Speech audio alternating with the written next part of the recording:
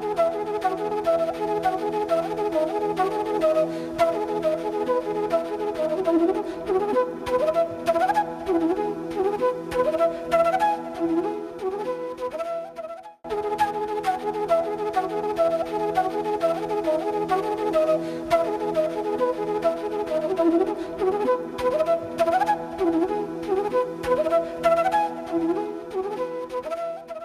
EDUSAT lecture में आप सबका स्वागत है। मित्रों, जैसा कि आप जानते हैं हम लोग चर्चा कर रहे हैं हिंदी साहित्य के इतिहास के ऊपर। पिछले लेक्चर्स में हम लोगों ने देखा किस प्रकार 1857 के बाद हिंदी साहित्य में रचनाकारों ने अपना योगदान दिया, हिंदी का स्वरूप क्या था, क्या कौन से इशूज़ थे जिस पर लिखे जा रहे थे और क्या चर्चा में रही और उसका आगे के हिंदी साहित्य पर क्या योगदान पड़ा। साथ ही हिंदी आधुनिक काल की हिंदी को हम लोग कई काव्यधारा में देखते हैं, खास करके भारतीय युगीन हिंदी काव्य के बारे में कल हम लोगों ने चर्चा की। आज हम लोग उसको आगे बढ़ाएंगे और देखेंगे महावीर प्रसाद द्विवेदी युग के रचना कैसी थी, उसमें क्या मुख्य विषय वस्तु उठाया गया, उसको किस प्रकार के साहित्यकारों ने अपने रचना से योगदान दिए और आज उसको किस तरह से देखा जा रहा है। इन सभी बिंदुओं पर आज हम लोग बात करेंगे और बातचीत के लिए स्टूडियो में हैं डॉक्टर पी.सी. टंडन साहब। आप जाने माने साहित्यकार हैं, दिल्ली विश्वविद्यालय में हिंदी पढ़ाते हैं, सैकड़ों पुस्तकों के रचयिता हैं और साथ ही भारतीय अनुवाद परिषद के निदेशक भी हैं। तो मैं समझता हूं कि इनका ज्ञान और जो अनुभव इन्होंने हिंदी रचना में और पढ़ाने में जो अर्जित किया है वो हम लोग के साथ बांटेंगे, उसका लाभ हम लोग को भी मिलेगा। इस उम्मीद के साथ डॉक्टर टंडन को आमंत्रित करता हूँ कि वे अपना व्याख्यान शुरू करें। Welcome sir. नमस्कार मित्रों, डॉक्टर अमरीन जी धन्यवाद। और जैसा कि हम चर्चा कर रहे हैं आधुनिक कालीन हिंदी साहित्य पर और जिसके प्रारंभिक चरण में हमने भारतेंदु युगीन हिंदी काव्य की बात की है। हम यह जानते हैं कि 1857 की जो प्रथम स्वतंत्रता संग्राम के रूप में जाने वाली क्रांति है, उसके बाद हमारे देश में सामाजिक सांस्कृतिक स्तर पर, राजनीतिक धार्मिक स्तर पर और आध्यात्मिक स्तर पर बहुत सारा परिवर्तन हुआ। यह जो परिवर्तन है यह आधुनिकता की देन है और आधुनिकता ने हमें तमाम तरह की रूढ़िवादिता, हमारी वह जो गली सड़ी मान्यताएं हैं उनको छोड़ने के लिए एक तरह से प्रेरित किया और भारतेंदु एक नेतृत्व के रूप में हिंदी साहित्य में आधुनिकता का नेतृत्व देने वाले नेता के रूप में हमारे समक्ष उभरे। और दूसरे चरण में हम बात करते हैं भारतेंदु युग की हिंदी कविता के बाद, वह है महावीर प्रसाद द्विवेदी युग। महावीर प्रसाद द्विवेदी हिंदी साहित्य के खड़ी बोली हिंदी के पुरोधा हैं। वह भी एक नेतृत्व देने वाली तमाम क्षमताओं से भरपूर व्यक्ति और व्यक्तित्व के रूप में हमारे सामने उपस्थित होते हैं। द्विवेदी जी ने अपनी तमाम वैयक्तिक, चारित्रिक, आचरणगत और तमाम तरह की विशेषताओं के कारण साहित्य को, साहित्यकारों को प्रभावित किया और भाषा के आंदोलन को उन्होंने बहुत मुखर बना दिया और धीरे धीरे द्विवेदी युगीन कविता जो है वह पूरे भारत में अपना स्थान बनाने लगी। तो आज हम उसी महावीर प्रसाद द्विवेदी युग की बात इस चरण में करेंगे। जैसा कि हम जानते हैं महावीर प्रसाद द्विवेदी हिंदी आलोचना, हिंदी निबंध, हिंदी काव्य और सबसे बड़ी बात यह कि सरस्वती पत्रिका जो हिंदी की एक बहुत बड़ी पत्रिका मानी जाती है, जिसने समाज सुधार की दृष्टि से, स्वतंत्रता आंदोलन की दृष्टि से, विद्रूपताओं के निर्मूल कर देने की दृष्टि से बहुत महत्वपूर्ण काम किया, उसके संपादक के रूप में भी हमारे सामने द्विवेदी जी उपस्थित होते हैं। ऐसे महावीर प्रसाद द्विवेदी युग पर आज हम अपनी बात को केंद्रित करेंगे और अगले चरण में हम छायावाद पर बात करेंगे। द्विवेदी युग आधुनिक हिंदी कविता का एक दूसरा महत्वपूर्ण चरण है। इस युग का आरंभ सरस्वती पत्रिका के प्रकाशन वर्ष अर्थात सन 1900 ईस्वी से सामान्यतः माना जाता है। इतिहासकारों ने, आलोचकों ने जब विभाजन किया, काल विभाजन, तो महावीर प्रसाद द्विवेदी युग जो कविता का युग है उसका 1900 ईस्वी से प्रारंभ माना।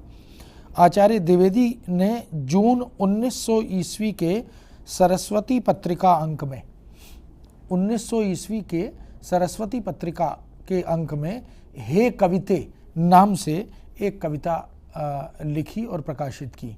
यह जो हे कविते शीर्षक से लिखी गई कविता है, इसने जन रुचि का प्रतिनिधित्व किया। इस कविता ने यह देखा कि उस समय का जो समाज है, पाठक वर्ग है, हिंदी जगत है, वह क्या चाहता है, वह किस दौर से गुजर रहा है और उसके लिए क्या क्या काम किए जाने चाहिए। विषय वैविध्य के अभाव तथा ब्रज भाषा में काव्य और गद्य भाषा के प्रयोग पर इस कविता में क्षोभ भी व्यक्त किया गया।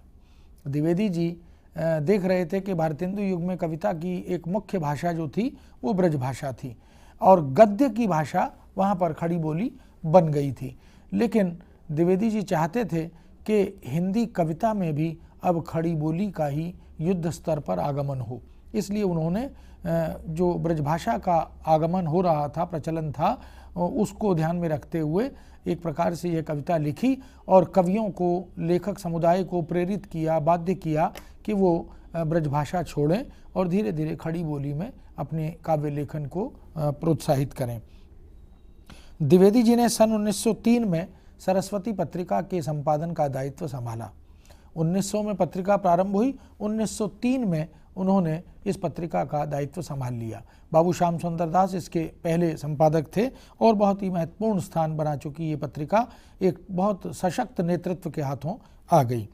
1900 से 1918 तक हिंदी साहित्य के आकाश में द्विवेदी जी एक चमकते हुए नक्षत्र की तरह, दैदीप्यमान नक्षत्र की तरह उपस्थित हुए और इसीलिए क्योंकि वह जिसको हम मल्टी डायमेंशनल कहते हैं, बहुआयामी व्यक्तित्व द्विवेदी जी का था और यही कारण है कि उनकी इस नेतृत्व क्षमता के कारण, साहित्यिक अवदान के कारण, संपादकीय उनके प्रदेय के कारण इस युग को द्विवेदी युग के नाम से जाना गया। इसे सुधार काल भी कहा गया। बाद में आलोचकों ने इसे सुधार काल भी कहा क्योंकि द्विवेदी जी का जो मुख्य प्रदेय है वह भाषा में सुधार। अगर साहित्यकार गलतियां कर रहा है, त्रुटि कर रहा है, अगर अशुद्धि कर रहा है, व्याकरण सम्मत नहीं लिख रहा है और समय सापेक्ष जो समस्याएं हैं समाज की उनको केंद्र में रखकर नहीं लिख रहा है, वही पुरानी प्रवृत्तियों को ध्यान में रखकर लिख रहा है, तो उन्हें एक प्रकार से द्विवेदी जी ने प्रेरित किया, बाध्य किया और यह कहा कि यह गलत है, यह ठीक है, क्या करें क्या न करें, इसकी शिक्षा उन्होंने अपने नेतृत्व से प्रदान की। द्विवेदी जी ने अपने युग के गद्य और पद्य दोनों को ही दिशा दी। यह विशेषता थी द्विवेदी जी की क्योंकि वह काव्य के मर्म को भी जानते थे और गद्य की संवेदना को भी समझते थे। इसलिए उन्होंने गद्य और पद्य दोनों में जो लेखन करने वाली सशक्त परंपरा थी उनको मार्गदर्शन करते हुए उचित और अनुचित का बोध कराया। साहित्य के क्षेत्र में अनेक क्रांतिकारी परिवर्तन द्विवेदी जी के आगमन से हुए। कविता की भाषा, कविता का छंद, कविता की शैली, कविता का शिल्प, इनमें धीरे धीरे परिवर्तन होता चला गया और वो जो पारंपरिक स्वरूप और आकार था, जो संरचना थी, वह बदलती चली गई क्योंकि उस समय समाज यही चाहता था कि उसमें आधुनिकता का पुट, आधुनिकता का समावेश कहीं प्रकट रूप से दिखाई देना चाहिए। भारतेंदु युग में पद्य की भाषा ब्रजभाषा थी और गद्य की भाषा खड़ी बोली थी। द्विवेदी जी को यह अंतर भी स्वीकार्य नहीं था, इसलिए उन्होंने गद्य और पद्य दोनों में खड़ी बोली के आगमन को प्रोत्साहित किया और लेखकों को, कवियों को उन्होंने एक प्रकार से डटकर ब्रजभाषा का विरोध करने का मूल मंत्र दिया और यह कहा कि ब्रजभाषा अब वर्तमान युग की अपेक्षाओं के अनुकूल ज्ञान विज्ञान को, तकनीक को, उद्योग प्रौद्योगिकी को आत्मसात करने में सक्षम नहीं है, समर्थ नहीं है। इसलिए उन्होंने कवियों से, लेखकों से अनुरोध किया, उन्हें एक प्रकार से तैयार किया, बल्कि उनको शिक्षण प्रशिक्षण भी दिया कि कैसे कविता लिखी जाए। यदि किसी के कविता लेखन में कोई कमी रह जाती थी तो द्विवेदी जी उन कविताओं को एडिट कर कर, उनका संपादन करके उन्हें बताते थे कि इस तरह से कविता को ठीक करें और भविष्य में जो कविता लिखें उसमें इस प्रकार की त्रुटियां न हों। परिणामतः द्विवेदी जी के अभियान से खड़ी बोली के काव्य भाषा रूप को प्रोत्साहन मिला, यानी खड़ी बोली अब काव्य की भाषा भी बन गई। हम काव्यशास्त्र में यह पढ़ते रहे हैं कि कविता जो है वह कैसे लिखी जाए इसका शिक्षण नहीं दिया जाता, लेकिन प्रतिभा के साथ साथ व्युत्पत्ति और अभ्यास की बात भी शास्त्र करता है। तो द्विवेदी जी ने इस प्रकार से काव्य शिक्षण की भूमिका, काव्य शिक्षक की भूमिका भी निभाई और कविता लेखन की तकनीक से लेखकों को, कवियों को अवगत कराया, ताकि वो ब्रजभाषा को छोड़कर खड़ी बोली में काव्य सृजन की परंपरा को मजबूत कर सकें। एक भाषा शिक्षक की भूमिका के रूप में भी द्विवेदी जी हमारे सामने आते हैं। वर्तनी की अशुद्धियों को लेकर, व्याकरण की अशुद्धियों को लेकर, प्रयोग या लाक्षणिकता की अशुद्धियों को लेकर, व्यंजना की अशुद्धियों को लेकर जो भी दृश्य या स्थितियां उनके सामने आईं, उन्होंने बड़े धैर्य से और बहुत ही निष्ठा से उन सब का संशोधन संपादन किया और यहाँ तक कि भाषागत दोषों को दूर करके भाषा को संस्कारित किया। उन्होंने खड़ी बोली हिंदी को यदि समृद्धि प्रदान करने का काम किसी ने किया तो वह द्विवेदी जी हैं। खड़ी बोली के प्रयोग को उन्होंने सरल और सुबोध बनाने के साथ साथ रसानुकूल बनाने की प्रेरणा भी दी। वो चाहते थे कि शुद्ध भाषा हो, लेकिन वह सरल भी हो, सुबोध भी हो, वह बहुत ही औपचारिक सी, तकनीकी सी या नीरस सी भाषा न रहे, उनमें पाठक वर्ग को आनंद की अनुभूति हो, इस तरह की प्रेरणा भी उन्होंने दी। द्विवेदी जी ने वर्ण विषयों की व्यापकता पर भी भरपूर बल दिया। वो चाहते थे कि वो जो मध्यकाल में, उत्तर मध्यकाल में विशेष रूप से जो भक्ति, श्रृंगार, रीति या प्रशस्ति जैसे कतिपय विषयों तक सीमित रह गया था, उस विषय वस्तु को अब छोड़कर उसके अतिरिक्त जो आज की समय की, उस समय की आवश्यकता थी, ज़रूरत थी, उनको काव्य का विषय बनाया जाए, वस्तु के रूप में उन्हें तैयार किया जाए। तो कवियों को विषय की व्यापकता से, विषय के वैविध्य से भी उन्होंने अवगत कराया। इसी तरह कविता उनके इन सदप्रयासों से जनजीवन के, जन सामान्य की चुनौतियों और संकटों के निकट आती चली गई और आम आदमी कविता में प्रवेश कर गया। उसकी समस्याएं कविता में प्रतिबिंबित होने लगीं, झलकने लगीं। जनजीवन और समाज के अधिक होने के साथ साथ इस कविता में कुछ और महत्वपूर्ण बिंदु भी उभरे, जिनमें क्योंकि हम आज़ादी की तरफ बढ़ रहे थे, द्विवेदी जी, भारतेंदु युग के बाद द्विवेदी युग का आगमन निश्चित रूप से जो आज़ादी का हमारा आज़ादी प्राप्ति का वर्ष है 1947, उसमें और द्विवेदी युग में जो अंतराल है वो भारतेंदु युग की तुलना में कम हुआ था।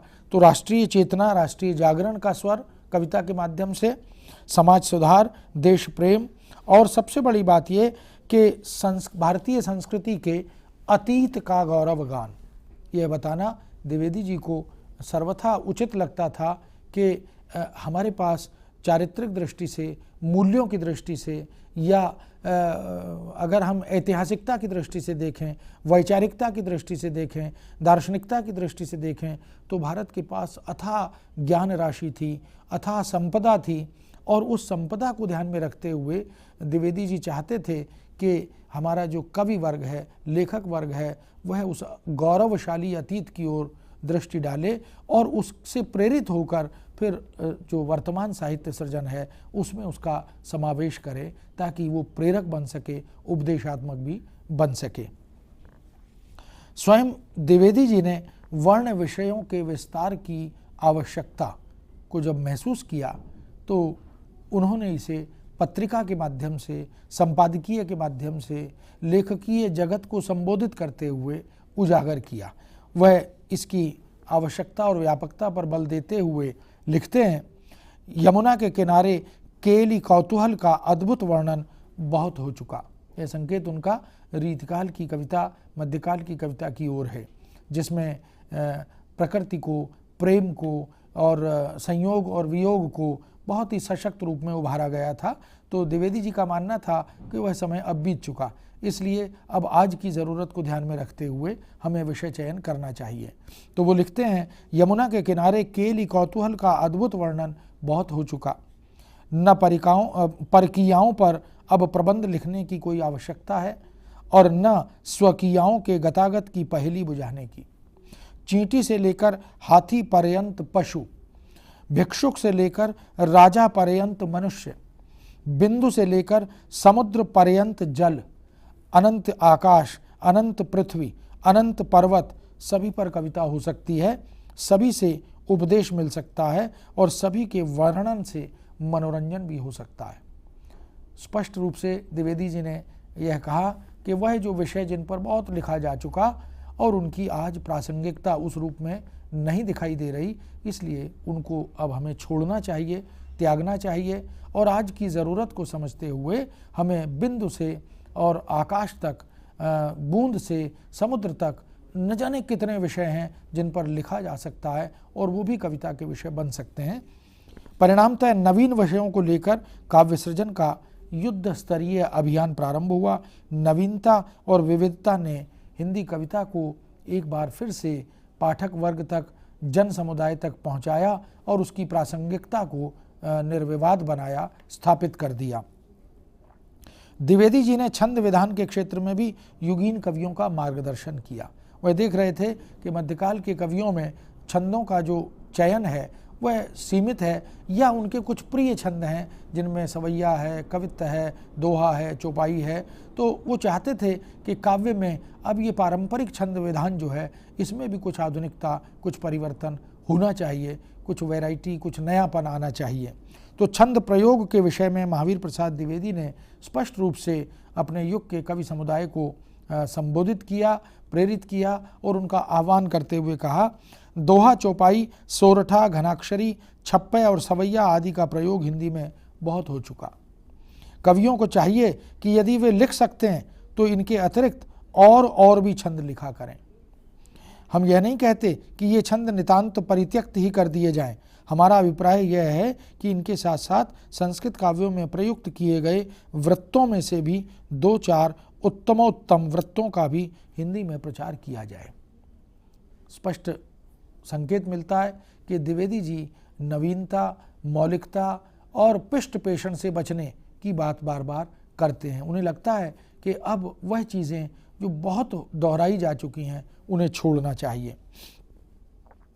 परिणाम यह हुआ कि इस युग के कवियों ने दोहा, चौपाई के अतिरिक्त हिंदी में गीतिका और हरिगीतिका जैसे छंदों में लिखना प्रारंभ किया और यही नहीं, संस्कृत के वर्ण वृत्तों को भी कवियों ने हिंदी में अपनाया और उनके आधार पर भी लेखन की एक अच्छी खासी परंपरा प्रारंभ हो गई। तो वस्तुतः वह जो प्रेरक भाव है द्विवेदी जी का, वह हिंदी कविता के लिए वरदान सिद्ध हुआ और धीरे धीरे उसमें संरचना के स्तर पर, विषय वस्तु के स्तर पर, संवेदना के स्तर पर परिवर्तन होता चला गया। इसी तरह द्विवेदी जी की प्रेरणा से प्रोत्साहित होकर उचित मार्गदर्शन पाते हुए बहुत सारे कवि सामने भी आए। उन्होंने काव्य लेखन के लिए प्रोत्साहित भी किया। जिनके मन में संकोच था, जिन्हें लगता था कि वो कविता नहीं लिख सकते, उन्हें भी द्विवेदी जी ने प्रेरित किया और धीरे धीरे उनका मनोबल बढ़ाया और उन्हें काव्य भूमि पर उतार दिया। उनमें भी एक रचनात्मक और सृजनात्मक धर्म को पैदा करने का महत्वपूर्ण काम द्विवेदी जी ने किया था। इस आधार पर द्विवेदी जी से प्रेरित होकर बहुत बड़ा वर्ग कवि कर्म की ओर भी उन्मुख होता चला गया। यही कारण है कि महावीर प्रसाद द्विवेदी युग में कवियों की एक बड़ी जमात तैयार हुई और सभी ने द्विवेदी जी के साथ मिलकर समाज सुधार के इस आंदोलन को पुख्ता किया, मजबूत किया। द्विवेदी युग के मुख्य कवियों में यदि हम कुछ नामों की चर्चा करें, संख्या बहुत बड़ी है, लेकिन अगर कुछ एक नाम हम उल्लेख करना चाहें तो कह सकते हैं कि मैथिली शरण गुप्त, जिन्हें राष्ट्रकवि का दर्जा भी दिया गया, जो भारत भारती जैसी रचना के प्रणेता हैं, जो साकेत जैसी, यशोधरा जैसी दुर्लभ रचना के प्रणेता हैं, जयद्रथ वध जैसी रचना उन्होंने लिखी। तो ऐसे मैथिली शरण गुप्त जो बाद में आगे चलकर राजनीति में भी उन्होंने अपनी रचनात्मक भूमिका निभाई। रामचरित उपाध्याय, लोचन प्रसाद पांडे, सिया राम शरण गुप्त जो कि मैथिली शरण गुप्त के अनुज हैं और उन्होंने भी उन्मुक्त जैसी या गांधी जैसी महत्वपूर्ण रचनाएं हमें दी। लक्ष्मीधर वाजपेयी, गोपाल शरण सिंह, गया प्रसाद शुक्ल सनेही, अयोध्या सिंह उपाध्याय हरियोध, जिनका प्रिय प्रवास हिंदी का पहला खड़ी बोली का प्रथम महाकाव्य माना जाता है, सिया राम शरण गुप्त, राय देवी प्रसाद पूर्ण, मुकुटधर पांडे, नाथू राम शर्मा शंकर, श्रीधर पाठक, राम नरेश त्रिपाठी, बाल मुकुंद गुप्त, सरयू प्रसाद मिश्र, ऐसे बहुत सारे नाम हैं जिनको हम द्विवेदी युगीन कवियों के की श्रेणी में पाते हैं और इन्होंने अपनी अपनी रचना धर्मिता से इस युग को साहित्यिक दृष्टि से बहुत ही समृद्ध संपन्न बना दिया था। द्विवेदी युग की कविताओं में अगर हम मोटे तौर पर कुछ प्रवृत्तियों को रेखांकित करना चाहें तो हम उन प्रवृत्तियों में देख सकते हैं, सबसे पहली और मुखर प्रवृत्ति है राष्ट्रीयता की भावना। यह राष्ट्रीयता की भावना जिसकी शुरुआत भारतेंदु युगीन कविता में हुई थी। यूँ राष्ट्रीयता की भावना का बीज वपन हम मध्यकाल में भी देखते हैं। वहाँ भूषण कवि की कविता में जहाँ छत्रपति शिवाजी नायक बनकर या अन्य दूसरे नायक बनकर आते हैं, गुरु गोविंद सिंह की कविता में भी हम इस प्रकार की राष्ट्रीय चेतना के बीजों को देख सकते हैं। वही बिंदु धीरे धीरे मुखर होते गए, वह बीज जो है वह प्रस्फुटित हुआ और इधर 1857 में आकर वह मुखर हो गया। फिर भारतेंदु ने और उनके युग के कवियों ने इसे आगे बढ़ाया और द्विवेदी युग ने उसे हाथों हाथ लिया और राष्ट्रीयता की इस चेतना या भावना को द्विवेदी युग की कविता में भी बहुत ही महत्व दिया गया। सामाजिक चेतना, मानवतावाद, बौद्धिकता और इतिवृत्तात्मकता, नारी के प्रति श्रद्धा भाव, नीति और आदर्श की स्थापना तथा श्रृंगार का बहिष्कार, जो रीतिकाल की मुख्य प्रवृत्ति रही है जिसके आधार पर उसे श्रृंगार काल भी कहा गया, इस युग तक आते आते श्रृंगार के बहिष्कार पर बल दिया जाने लगा। हास्य व्यंग्य, प्रकृति का आलम्बन रूप में चित्रण, अनुदित साहित्य सृजन और शिल्पगत वैशिष्ट्य के अंतर्गत भाषा का संस्कार, काव्य रूपों का वैविध्य और छंदों में नवीनता और विविधता लाने का रचनात्मक प्रयास, ये कुछ प्रवृत्तियां हैं जो द्विवेदी युग की कविता में हमें दिखाई देती हैं। सभी कवियों के काव्य में समग्रतः कहीं न कहीं ये प्रवृत्तियां विद्यमान हैं और कवियों ने इनको अपनी कविता के माध्यम से जन सामान्य तक पहुंचाने की कोशिश की। अब हम सबसे पहली काव्य प्रवृत्ति पर थोड़ी सी चर्चा कर लें, जिसको राष्ट्रीय चेतना या राष्ट्रीयता की भावना के रूप में जाना जाता है। यह वह युग है जहां आज़ादी का सपना जो है, जो हमने 1857 में देखना प्रारंभ किया था, वह धीरे धीरे प्रगाढ़ हो रहा था, मजबूत हो रहा था और जन सामान्य के मन में, हृदय में ये भाव जागृत हो रहे थे कि हम एक आज़ाद आकाश के नीचे अपना जीवन यापन कर सकेंगे। तो ऐसे राष्ट्रीयता की भावना का संचार करने का काम द्विवेदी जी ने और उनके युग के कवियों ने बहुत ही प्रशंसनीय रूप में किया। इस युग की कविता का मूल स्वर राष्ट्र प्रेम था। बहुत सारे कवियों ने यह बात कही, हिंदी, हिंदू, हिंदुस्तान या वह नर नहीं नर पशु निरा है, जिसमें राष्ट्र के प्रति, राष्ट्रीयता के प्रति कोई सम्मान नहीं है, कोई भावना नहीं है। तो ऐसे बहुत सारे कवियों ने अपने अपने ढंग से इस प्रेम, राष्ट्र प्रेम को, राष्ट्रीय चेतना को जागृत करने का काम किया। अतीत का गौरवगान, नवीन शिक्षा का प्रसार, पाश्चात्य साहित्य अध्ययन, अंग्रेज़ों की शोषणपूर्ण नीति आदि का विरोध, ये तमाम वो बातें हैं जिनके कारण इन कवियों के काव्य में राष्ट्रीयता की भावना मुखर होती चली गई और इन्होंने इस दृष्टि से बहुत ही महत्वपूर्ण कार्य करने का प्रयास किया। बंग भंग के पश्चात स्वदेशी आंदोलन का प्रसार बढ़ने लगा। जब बंग भंग की घटना होती है, जो कि ऐतिहासिक और राजनीतिक दृष्टि से एक महत्वपूर्ण घटना है, तो धीरे धीरे हमारे देश में विदेशी वस्तुओं के बहिष्कार की बात होने लगी। पाश्चात्य संस्कृति से आहत होने की स्थितियों को देखते हुए उससे अपनी आत्मरक्षा करने के प्रचार की बात होने लगी और विदेशी वस्तुओं के जलाने की बात भी होने लगी। तो ऐसे स्वदेशी आंदोलन को जब स्वर मिला तो इस कविता ने उस स्वर को भी बहुत तेज़ी से अपना लिया। इटली के स्वतंत्रता युद्ध, रूस जापान के युद्ध, जापान की विजय, महात्मा गांधी द्वारा अफ्रीका से लौटकर जन जागृति के प्रयास, ये तमाम वो कारण हैं जो इस युग की पृष्ठभूमि तैयार कर रहे हैं। ऐसे में निश्चित रूप से राष्ट्रीय जागरण का संचार होना ही था और कवियों ने, क्योंकि हम यह बात बार बार दोहराते हैं कि साहित्य और साहित्यकार न केवल समाज से प्रभावित होता है अपितु समाज और सामाजिक को प्रभावित भी करता है। तो द्विवेदी युग की कविता की भी यह विशेषता थी कि उस समय जो कुछ घट रहा था, यदि कृषक दुखी था तो कृषक की उस दुख और वेदना ने कवि को भी दुखी किया और उसे भी संवेदनशील बनाया। यदि उद्योगों के आगमन से कहीं कोई राष्ट्रीय स्तर पर, सामाजिक स्तर पर संकट खड़ा हो रहा था तो उसके विरुद्ध भी आवाज़ उठाई गई। लेकिन यदि यह अपेक्षा महसूस की गई कि हमें उद्योगों को प्रोत्साहित करना चाहिए, हमें पाश्चात्य संस्कृति से कुछ अच्छा है, ग्राह्य है, उसे ग्रहण करना चाहिए, तो उसकी चर्चा भी इस युग के कवियों ने की। तो एक प्रकार से तटस्थ रहते हुए ग्राह्य और त्याज्य इनका विवेक अपने साथ लेकर इस युग के कवियों ने अपनी भूमिका निभाई।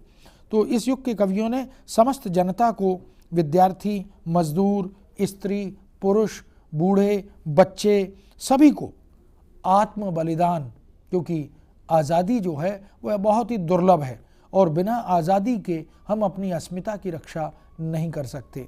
किसी भी स्वतंत्र राष्ट्र की अपेक्षा सबसे बड़ी यही होती है कि उसके निवासी, उसके नागरिक उस देश के लिए मर मिटने को प्रस्तुत हों, तैयार हों, उनके मन में राष्ट्र की चेतना जागृत हो। तो इस युग के कवियों ने आत्म बलिदान के लिए प्रेरित किया और उसके लिए ऐसे ऐसे चरित्रों को हमारे समक्ष कविता में लाकर प्रस्तुत किया जिनसे हमें प्रेरणा मिलती है, जिन्होंने देश के लिए, मातृभूमि के लिए, जन सामान्य के लिए अपना सब कुछ न्यौछावर कर दिया। उनको उन्होंने आदर्श चरित्र के रूप में प्रेरक बनाकर हमारे समक्ष कविता से उपस्थित किया। श्रीधर पाठक युवा वर्ग को, विद्यार्थी जगत को जगाने का रचनात्मक प्रयास अपनी कविताओं के माध्यम से, काव्य रचनाओं के माध्यम से लगातार करते हुए दिखाई देते हैं। एक कविता में वो कहते हैं, अहो छात्रवर वृंद नव्य भारत सुत प्यारे, अहो छात्रवर वृंद नव्य भारत सुत प्यारे, मातृगर्व सर्वस्व मोद प्रद गोद दुलारे, सत सेवा व्रत धार जगत के हरो कलेश तुम, देश प्रेम में करो प्रेम का अभिनिवेश तुम। छात्रों से, युवाओं से उनका आह्वान करते हुए त्रिपाठी जी कहते हैं कि अब ये इस देश को मार्ग दिखाने का, इसका मार्ग प्रशस्त करने का, इसके दुख और संकट दूर करने का दायित्व जो है वह तुम युवाओं के कंधों पर है। तुम आगे आओ, इस देश को आज़ादी दिलाओ। तो यह जो चेतना है यह वस्तुतः बहुत ही मानवीय और मूल्यपरक चेतना है। रामनरेश त्रिपाठी ने भी अपनी रचना मिलन, स्वप्न और पथिक जैसे बहुत महत्वपूर्ण और दुर्लभ काव्य हैं जिनका सृजन उन्होंने किया, इसी चेतना को जगाने का प्रयास इन रचनाओं से किया। मैथिलीशरण गुप्त ने अपनी रचना भारत भारती में भी आशा का संचार कर भारतीय अतीत, वर्तमान और भावी भविष्य को दृष्टि में रखकर आशा और उत्साह का संचार किया। बार बार मैथिलीशरण गुप्त हमें बताते हैं कि हमारा जो अतीत है वह कितना गौरवशाली था, उसमें कैसे कैसे दिव्य चरित्र, कैसे कैसे महान व्यक्तित्व पैदा हुए जिन्होंने देश के लिए, जनता के लिए, समाज के लिए, संस्कृति के लिए न जाने कैसे दुर्लभ कार्य किए। उनके उस प्रदेय को याद करो, उसे भूलो मत, उसे अपने सामने आदर्श बनाकर रखो और उसके स्वर्णिम पक्ष को आत्मसात करते हुए देश के लिए कुछ करो। इसीलिए वो बार बार स्मरण करते हैं और हमें चेताते हैं कि हमारा वो जो स्वर्णिम युग था, वह स्वर्णिम इतिहास था, वह स्तुत्य था जो हमारे हाथ से चला गया। हमारा जो वर्तमान है वह अगर संकटों की ओर हमें ले जा रहा है तो आने वाला कल और ख़तरनाक है। इसलिए अभी चेतने और जागने की आवश्यकता है। तभी वो कहते हैं, हम कौन थे, क्या हो गए और क्या होंगे अभी, आओ विचारें ये समस्याएं हम सभी। तो ये जो इस तरह की जो मानसिकता थी वह निश्चित रूप से अतीत के गौरवगान को हमारे सामने और गौरवशाली चरित्रों को हमारे सामने लाने की थी। भारत भारती में भी आशा का संचार किया, भारतीय अतीत, वर्तमान और भविष्य की दृष्टि को उन्होंने सामने रखा और एक प्रकार से जो निराश जन सामान्य था, जो संकटों से और तमाम अंग्रेजी शासन की शोषण से घबरा गया था, उनमें संचार किया उम्मीद का, आशा का, कर्मशीलता का, रचनाशीलता का, ताकि उनका वह निराशा का अंधकार हट सके। इस युग की कविता ने सांप्रदायिक भेदभाव को भुलाकर देश की आज़ादी के लिए एकजुट होने का मूल मंत्र बांटा और आज़ादी के लिए आत्म बलिदान के साथ साथ संघर्ष करने की प्रेरणा भी दी। आत्म बलिदान तो करने के लिए प्रस्तुत होना ही है, लेकिन यदि कोई चुनौती है, अगर अंग्रेजी शासक द्वारा दी गई कोई चुनौती सामने खड़ी है तो उसका डट कर मुकाबला करना है, एकजुट होकर मुकाबला करना है, परस्पर राग द्वेष भेदभाव भुलाकर देश के लिए हमें एक ध्वज के नीचे एकत्रित होना है। त्रिपाठी जी, रामनरेश त्रिपाठी सांप्रदायिक सामंजस्य की बात भी करते हैं, क्योंकि उन दिनों हमारे देश में एक यह संकट था कि जाति का, क्षेत्र का, भाषा का, तमाम तरह के भेदभाव पैदा किए गए थे और हम सब परस्पर इसकी गंभीरता को, इसके संकट को समझ नहीं पा रहे थे। तो कवियों ने इस दृष्टि से सांप्रदायिक भेदभाव को समाप्त करने, उसे दूर करने, उसे मिटा देने के लिए भी बहुत महत्वपूर्ण काम किया। तो रामनरेश त्रिपाठी कहते हैं, उठो त्याग दें द्वेष एक ही सबके मत हों। उठो त्याग दें द्वेष एक ही सबके मत हों, सीख ज्ञान विज्ञान कला कौशल उन्नत हों। ये ज़रूरत है कि कला और कौशल उन्नत हों, उनका विकास हो और हमारे जो भेदभाव हैं, जो छोटी छोटी हमारी असहमतियां हैं, उनको छोड़ दें। सुख सुधार संपत्ति शांति भारत में भर दें, अपना जीवन इसे सहर्ष समर्पित कर दें। भारत की उन्नति सिद्धि से हम सबका कल्याण है। भारत की उन्नति सिद्धि से हम सबका कल्याण है। दृढ़ समझो इस सिद्धांत को, हम शरीर यह प्राण है। यह जो भारत है ये हमारा प्राण है और हम इसके शरीर हैं। अगर प्राण ही नहीं रहेगा तो शरीर किस काम का।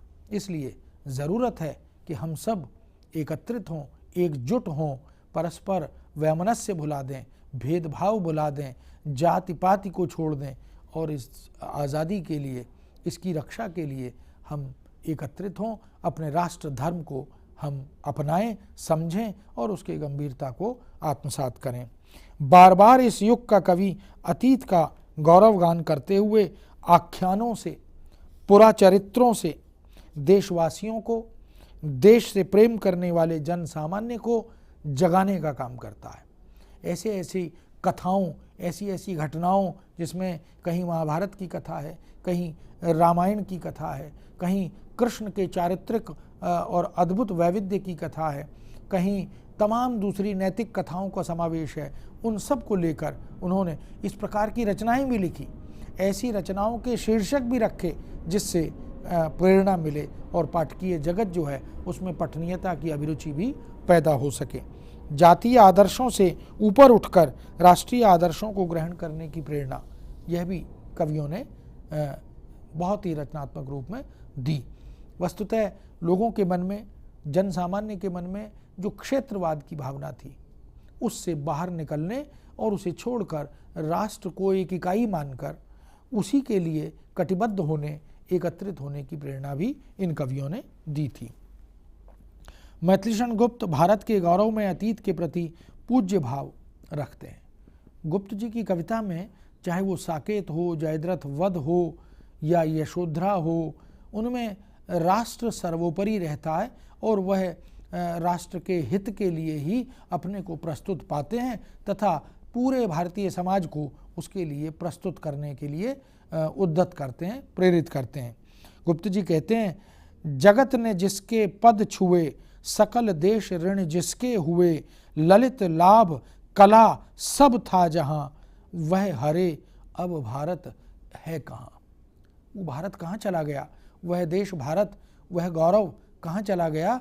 पूरा विश्व जिसके चरण छूता था, पूरा विश्व जिसकी संस्कृति के समक्ष नतमस्तक होता था, पूरा विश्व जिसके मूल्यों का अनुकरण करने के लिए लालायित रहता था, वह भारत धीरे धीरे हमारे हाथ से फिसलता जा रहा है। वह कहाँ चला गया, यह पीड़ा, यह वेदना गुप्त जी को है और वह अपनी अलग अलग रचनाओं के माध्यम से इसी अनुभूति को हम तक पहुँचाने की कोशिश बार बार करते हैं। मातृभूमि की वंदना के गीत गाकर कवि मातृभूमि के प्रति अपने श्रद्धा भाव और अपने पुत्र धर्म का निर्वाह भी बार बार करता है। बहुत से कवियों ने मातृभूमि के प्रति नतमस्तक होकर उसके प्रति अर्चना का, पूजा का, उसके प्रति श्रद्धा का भाव बार बार प्रकट किया है। और यह भी कहते हैं कि जननी जन्मभूमि स्वर्ग से महान है, हम बार बार ये कहते रहें। तो ये मातृभूमि जिसके ऊपर हम विश्राम कर रहे हैं, हम आवास कर रहे हैं, जो पूरी हमारी जन सामान्य के बोझ को, भार को अपने ऊपर संभाले हुए है, वह स्तुत्य है और बार बार नतमस्तक होकर हमें उसे नमन करना चाहिए। बंकिम चंद्र चटर्जी का वह राष्ट्रगीत जो वंदे मातरम के रूप में स्वीकार्य हुआ, जाना गया, यह उसी समय का गीत है जो द्विवेदी युग के कवियों को राष्ट्रीय चेतना की प्रेरणा भी देता है।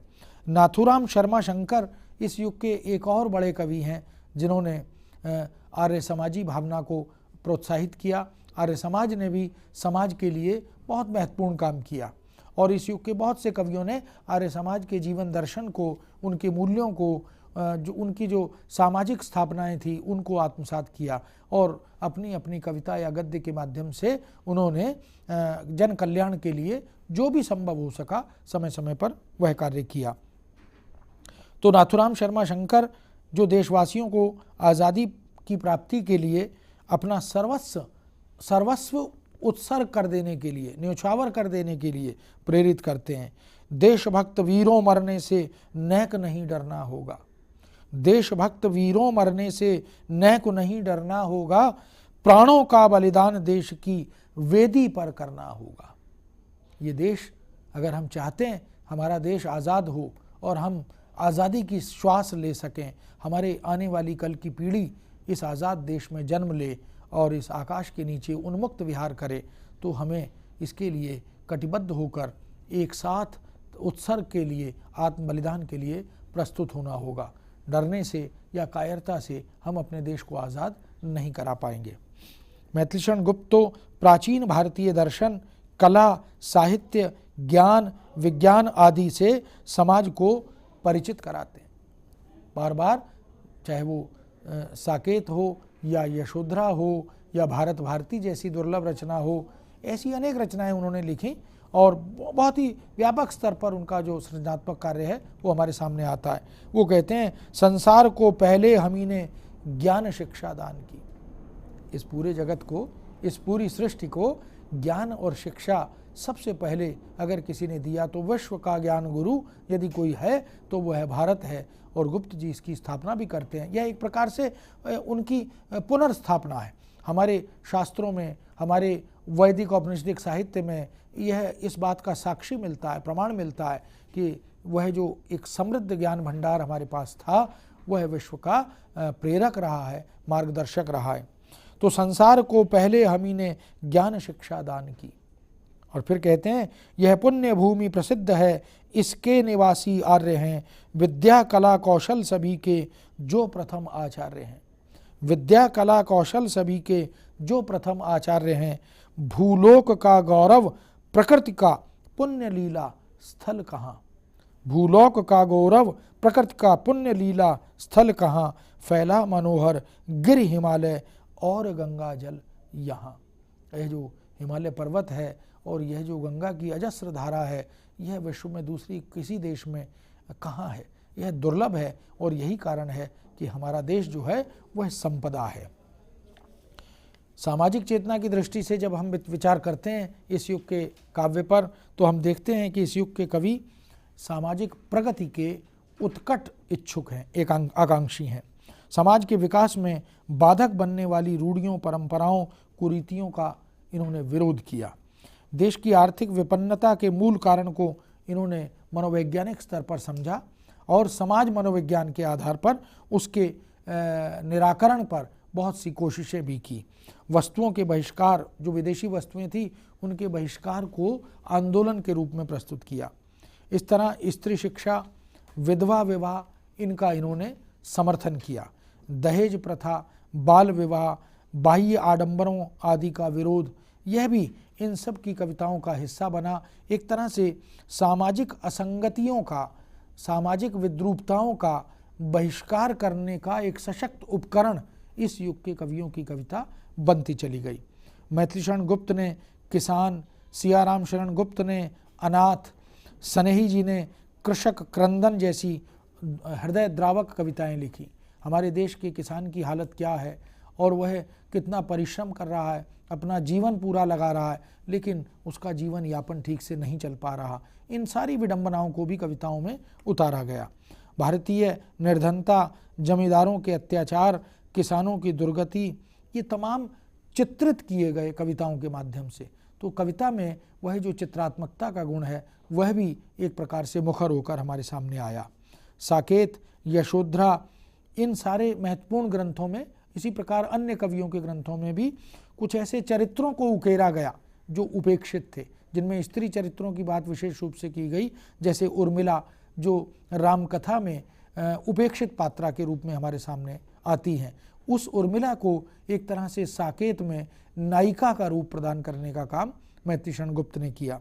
यशोधरा, जिसकी तरफ हमारे समाज का ध्यान नहीं गया और गौतम बुद्ध की सिद्धि का जो मूल प्रेरक कारण बनी, उस यशोधरा को भी केंद्र में रखकर उस पर पूरी एक रचना गुप्त जी ने तैयार की।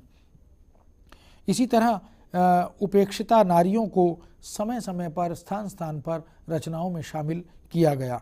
पौराणिक चरित्रों में देवी देवताओं को सामान्य मानव के रूप में चित्रित करने की कोशिश भी इस युग के कवियों ने की, ताकि वो जो एक अंतराल है भक्त के और ईश्वर के बीच का, वह समाप्त हो सके। इसीलिए कवि कहता है, जग की सेवा करना ही बस है सब सारों का सार, विश्व प्रेम के बंधन ही में मुझको मिला मुक्ति का द्वार।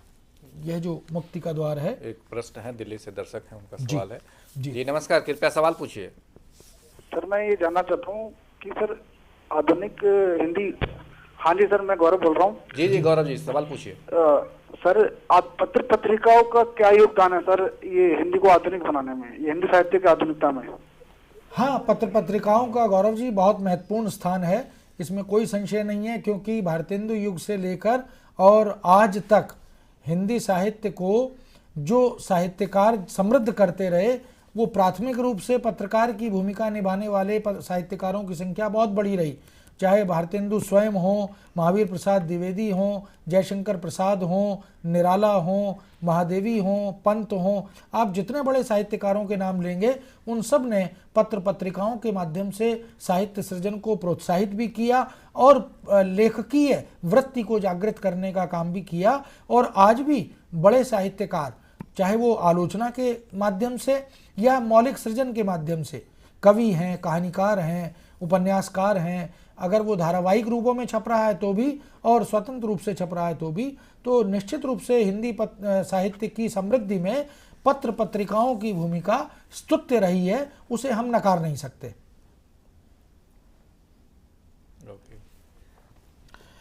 इसके बाद हम चलते हैं अगली प्रवृत्ति की ओर, यह है मानवतावाद की प्रवृत्ति।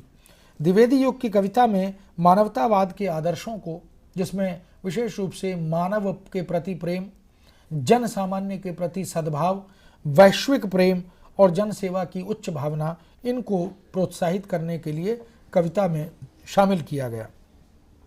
इस युग तक आते आते कविता का विषय अब ईश्वर या परलोक या भक्ति या श्रृंगार नहीं रह गया था, क्योंकि हम शुरू में प्रारंभ में चर्चा कर चुके कि द्विवेदी जी ने एक बीड़ा उठा लिया था कि उन पारंपरिक विषयों को अब छोड़ देना चाहिए और समय सापेक्ष अपेक्षित समकालीन विषयों को अब चुनना चाहिए, कविता और गद्य में अपनाना चाहिए। इसलिए ये विषय अब बाहर हो गए थे और मानव मात्र को, उसकी समस्याओं को कविता की विषय वस्तु भी बनाया जाने लगा था। दुख और दैन्य भाव से त्रस्त मानवता को, उसके जीवन को अभिव्यक्ति अब कविता में मिलने लगी थी। नर नारी की समानता, पीड़ितों के प्रति सहानुभूति, मनुष्य के महत्व की स्वीकृति और इसी तरह के अन्य सामाजिक सांस्कृतिक लक्षण कविता में मिल रहे थे। तभी तो साकेत में राम स्वयं सीता से उसको संबोधित करते हुए, सीता को संबोधित करते हुए यह कहते हैं, मैं आया उनके हेतु कि जो तापित हैं, जो विवश विकल बलहीन दीन शापित हैं। अब ये राम यहाँ ईश्वरीय रूप में नहीं है, वो जन सामान्य की उस तपन को, उस शापित जीवन को मुक्त करने के लिए, उनके कष्टों को दूर करने के लिए अवतरित हो रहे हैं, प्रस्तुत हो रहे हैं। ऐसी भावना उनके माध्यम से, उनके मुख से मध्य प्रदेश से दर्शक हैं, उनका सवाल लेते हैं। जी जी नमस्कार, सवाल पूछिए। नमस्कार सर। जी सवाल पूछिए। मेरा प्रश्न इस तरीके से है, जी। कि द्विवेदी युग के कवियों ने खड़ी भाषा का प्रयोग करके हिंदी भाषा की उन्नति का मार्ग प्रशस्त किया था। जी परंतु अब मैं देखता हूं कि आज के हिंदी अखबार जिस तरीके की टूटी फूटी भाषा का उपयोग कर रहे हैं, उसका कुप्रभाव युवा पीढ़ी में स्पष्ट रूप से देखा जा सकता है।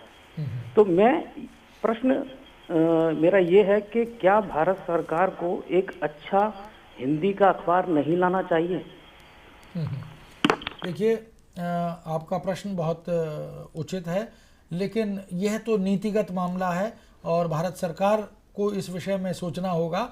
लेकिन जब अखबार की बात करते हैं, हम रेडियो टीवी के चैनल की बात करते हैं, तो हम यह भी कहते हैं साथ साथ कि वह सरकार के मुखपत्र नहीं होने चाहिए, उन्हें सरकारी तंत्र से मुक्त रखा जाना चाहिए। तो कहीं ना कहीं ये दोनों प्रश्न जुड़े हुए हैं। यह ठीक है आपकी बात कि कुछ समाचार पत्रों द्वारा भाषा के जिस अंग्रेजी मिश्रित या खिचड़ी भाषा के रूप को प्रोत्साहित किया जा रहा है, वह चिंता का विषय है। लेकिन मेरा मानना यह है कि यह वृत्ति भी धीरे धीरे स्वतः समाप्त हो जाएगी, क्योंकि शुद्धता का भी जीवन में कोई महत्व होता है और भाषा की मानकता को प्रोत्साहित करने वाले अखबारों की स्वीकृति आज समाज में लगातार बढ़ रही है। इसलिए बहुत चिंतित होने की आवश्यकता नहीं है। तो राम साकेत में जो मैत्रीशरण गुप्त का महाकाव्य है, उसमें सीता को संबोधित करते हुए वे कहते हैं, मैं आया उनके हेतु की जो तापित हैं, जो विवश विकल बलहीन दीन शापित हैं। यह जो चेतना है, यह इस युग के तमाम दूसरे कवियों में दिखाई देती है। अपेक्षा है कि मानव सेवा, ईश्वर भक्ति के दर्शन, यह वस्तुतः समाज में दोनों एक साथ निभने चाहिए, क्योंकि मनुष्य की सेवा ही ईश्वर की सेवा मानी गई। प्रिय प्रवास की राधा कृष्ण वियोग में रात दिन अब रोती हुई, अश्रु बहाती हुई दिखाई नहीं देती। वह जो कृष्ण भक्ति साहित्य में मध्यकाल में राधा जिसकी चर्चा सूर करते हैं, ती लालच न धुआवत सारी, वह राधा अब रोती हुई विरह में विकल दिखाई नहीं देती। यह प्रिय प्रवास की राधा मानवतावादी गुणों का चरम उत्कर्ष अपनाते हुए लोक सेविका बन जाती है। इस वियोग को वह जन सेवा की ओर उन्मुख कर देती है। कवि पतिव्रत धर्म, राजधर्म, पुत्र वधु धर्म और ऐसे अनेक धर्म, इनका पाठ पढ़ाता है, इनका निर्वाह करने की शिक्षा देता है, कर्तव्य निष्ठा इसकी शिक्षा देता है। तभी कहता है, भव में नव वैभव प्राप्त करने आया, नर को ईश्वरता प्राप्त कराने आया, संदेश यहाँ मैं नहीं स्वर्ग का लाया, इस भूतल को ही स्वर्ग बनाने आया। तो बात संदेश स्वर्ग का देने की नहीं है, बात है यह पृथ्वी ही अपने आप में एक स्वर्ग बन जाए। और यह कब होगा? जब मनुष्यता का संचार होगा, जब मानवीय मूल्यों की प्रतिष्ठा होगी, जब सद्भाव होगा, राग द्वेष आदि से मुक्ति होगी। और इन सब को मानवतावाद के माध्यम से इस युग के कवियों ने प्रखर स्वर दिया था। अगली प्रवृत्ति के रूप में हम देखते हैं कि इस युग में बौद्धिकता पर और इतिवृत्तात्मकता पर बल दिया गया। हालांकि इस प्रवृत्ति को लेकर बहुत से लोगों ने छायावाद का विरोध भी किया और यह भी कहा कि छायावादी कविता उपदेशात्मक कोरी कविता बन गई है। तो इस युग के कवियों का मूल प्रतिपाद्य समाज का उत्थान था, उपेक्षित पात्रों का महत्व निरूपण था। आचार्य द्विवेदी की नैतिक और आदर्शवादी दृष्टि का महत्व पूरे समाज में बढ़ गया था। श्रृंगार रस को काव्य से बहिष्कृत कर दिया गया था, भावात्मकता का काव्य से लोप हो गया था। परिणामतः बुद्धि और बौद्धिकता का प्राधान्य चारों तरफ साहित्य में, कविता में दिखाई देने लगा था। इतिवृत्तात्मकता के कारण कविता उपदेशात्मक हो गई थी। इसी को आगे चलकर छायावाद में स्थूल काव्य, डॉक्टर नगेंद्र ने कहा छायावाद को कि स्थूल के प्रति सूक्ष्म का विरोध है, प्रतिरोध है। तो नीरसता, शुष्कता आदि कुछ बातें इस युग की कविताओं में आती चली गईं। आदर्शवादिता और बौद्धिकता इतनी बढ़ गई कि कवि अपनी कविता के माध्यम से यह कहने को बाध्य हुआ, केवल मनोरंजन न कवि का कर्म होना चाहिए, उसमें उचित उपदेश का भी मर्म होना चाहिए। एक उत्तर प्रदेश से दर्शक हैं, उनका सवाल लेते हैं। जी नमस्कार, सवाल पूछिए। जी सवाल पूछिए, बताइए। जी सर, नमस्ते। नमस्ते। रविंदर, मैं गोरखपुर से बोल रहा हूँ। जी ये सर मुझे ये जानना था, जो सरस्वती पत्रिका थी, उस टक्कर की की कोई पत्रिका इस समय मार्केट में है नहीं, बाजार में है नहीं, खास करके भाषा का जो शुद्ध की बात है उसको मैं जानना चाह रहा था। कोई प्रमाणिक देखिए पत्रिका जिसमें भाषा को लेकर विशेष रूप से। देखिए इस तरह की बहुत सारी पत्रिकाएं आपको हिंदी जगत में जो साहित्यकार हैं, संपादक हैं, उनके द्वारा संपादित की जा रही हैं। उनमें बहुत से नए लेखकों को प्रोत्साहित किया जा रहा है। बेहतर होगा आप इसमें कंप्यूटर में जाकर इंटरनेट के माध्यम से इसकी पूरी जानकारी ले सकते हैं, कौन सी पत्रिका कहाँ से निकल रही है और उनके संपादक कौन कौन हैं। बहुत सी पत्रिकाएं साहित्य को, कथा को, जैसे कथादेश है तो वो कहानी साहित्य को, कथा साहित्य को प्रमोट कर रही है। भारत सरकार की पत्रिका भाषा है, उसमें भाषा को लेकर बहुत सारा लेखन हो रहा है। अनुवाद पत्रिका है, इसी तरह से सहृदय पत्रिका है, बहुत सारी पत्रिकाएं हैं। हंस पत्रिका है जिसके संपादक डॉक्टर राजेंद्र यादव हैं। आलोचना पत्रिका है। तो बहुत सी पत्रिकाएं हैं जिनका नाम लिया जा सकता है। आप थोड़ा सा प्रयास करके उनकी जानकारी एकत्रित कर लें। मैथिली शरण गुप्त इस दृष्टि से मनोरंजन को ही केवल कविता का उद्देश्य नहीं मानते और वो कहते हैं कि उसमें कुछ उचित उपदेश भी होना चाहिए, मार्गदर्शन भी होना चाहिए। क्यों आज रामचरितमानस सब कहीं सम्मान्य है, सतकाव्य युत उसमें परम आदर्श का प्राधान्य है। वो कहते हैं कि रामचरितमानस आज भी पूरे विश्व में अगर सम्मान का अधिकारी बना हुआ है तो उसमें कुछ प्रेरणा है, कुछ मार्गदर्शन है, इसीलिए वह कालजयी रचना के रूप में आज भी जीवित है। तो साहित्य में वो सारी बातें होनी चाहिए जिन्हें हम मूल्यों के रूप में, सत्प्रेरणा के रूप में जानते देखते हैं। नवीन वैज्ञानिक युगानुकूल ही इस युग के काव्य में विचार स्वातंत्र्य का भी विकास हुआ, यानी जो वैचारिक स्वतंत्रता थी उसको भी प्रोत्साहित करने का काम इस युग के कवियों ने किया था। पाश्चात्य संस्कृति के प्रभाव स्वरूप भारतीय संस्कृति की वैज्ञानिक परीक्षा की कोशिश, तार्किक दृष्टि से उसे कसौटी पर कसने की कोशिश भी इस युग के कवियों द्वारा और लेखकों द्वारा की जाती रही। ब्रह्म समाज, आर्य समाज, ऐसे तमाम संस्थाओं द्वारा जो कार्य किया गया उससे बुद्धिवाद को बल मिला और वे बुद्धिवाद के पक्षधर बने। परिणामतः इनमें नवीनता और नवीन विचारों का समावेश होता चला गया। अगली प्रवृत्ति के रूप में हम देखते हैं कि नारी के प्रति जो श्रद्धा भाव है, सम्मान का भाव है, वह इस युग के कवियों की कविता में पर्याप्त मात्रा में मिलता है। धीरे धीरे जो रीतिकाल में हम देखते हैं कि नारी को जो भोग्या के रूप में दिखाया या चित्रित किया गया, वह छवि बदलती चली गई। भारतेंदु युग तक आते आते नारी के प्रति सम्मान का भाव पैदा हुआ और द्विवेदी युग में आकर वह मुखर हो गया। इस दृष्टि से दिल्ली से दर्शक हैं, उनका सवाल लेते हैं। जी बताइए। जी नमस्कार, सवाल पूछिए। नमस्कार सर, ये जो आपका आधुनिक हिंदी साहित्य का इतिहास जो आप पढ़ा रहे हैं, जी हाँ जी सर, तो इसके बारे में आप कितनी दिन चर्चा करेंगे? क्योंकि ये टॉपिक जो है ये बड़ा अच्छा है, मैं इससे बहुत इंस्पायर हो रही हूँ और मुझे बहुत अच्छा लगता है आपका प्रोग्राम। तो मैं जानना चाहूंगी कि इस विषय के बारे में आप कितना कब समझाते हैं? पहले तो आपको धन्यवाद, आप कार्यक्रम देख रहे हैं। और जहाँ तक आधुनिक हिंदी साहित्य की बात है, ये चर्चा कल तक चलेगी। पूरे 5 लेक्चर इस पर हम लोग ऑर्गेनाइज किए। फर्स्ट 2 लेक्चर में हम लोगों ने हिंदी साहित्य, आधुनिक हिंदी साहित्य की प्रवृत्तियाँ, उसके बाद फिर भारतेंदु जुगीन हिंदी साहित्य, फिर द्विवेदी युग, फिर कल छायावाद पर चर्चा करेंगे। और अगर आपको इन सभी लेक्चर को देखना है तो यूट्यूब पर जाएं और CC एडुसेट टाइप करेंगे तो आपको हमारी सारी जो 5 लेक्चर हैं वो आपको उपलब्ध हो जाएंगे। तो मैं समझता हूँ कि आप उस पर भी प्रयास करें और आपको मिल जाएगा। हाँ, और समय तो सर हम इसे डाउनलोड कर सकते हैं? हाँ, डाउनलोड भी कर सकते हैं। डाउनलोड कर सकते हैं आप वहाँ से। हाँ जी, तो आपकी वेबसाइट वगैरह कुछ है? हाँ, CC एक बार हम आपको अभी डिस्प्ले भी करेंगे, कुछ देर में आप उस नोट कर लीजिए। स्क्रीन पर आपको मिलेगा अभी कुछ देर में, कार्यक्रम के बाद आप उसको नोट कर लीजिएगा। नारी के प्रति श्रद्धा भाव में हम देखते हैं कि द्विवेदी युग में नारी जो है वह श्रद्धेय हो गई थी, पूज्य हो गई थी, समान अधिकारों से संपन्न होती चली गई। गुप्त जी ने, बड़े पट्टी पे दे दीजिए। गुप्त जी ने तो स्पष्ट रूप से कहा, एक नहीं 2 मात्राएं, नर से बढ़कर नारी। नारी का महत्व उन्होंने स्थापित किया और यह कहा कि नारी किसी भी तरह से पुरुष से कम नहीं है, पीछे नहीं है, उसका महत्व हमेशा से भारतीय संस्कृति में रहा है।